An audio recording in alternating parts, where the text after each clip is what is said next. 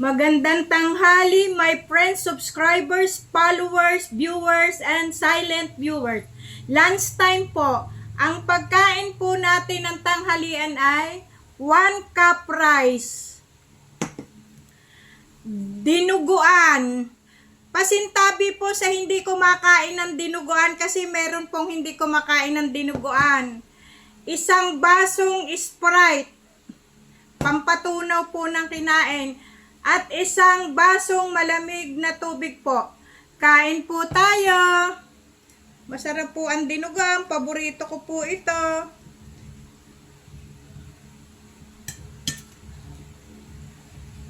Ayan po oh, dinuguan.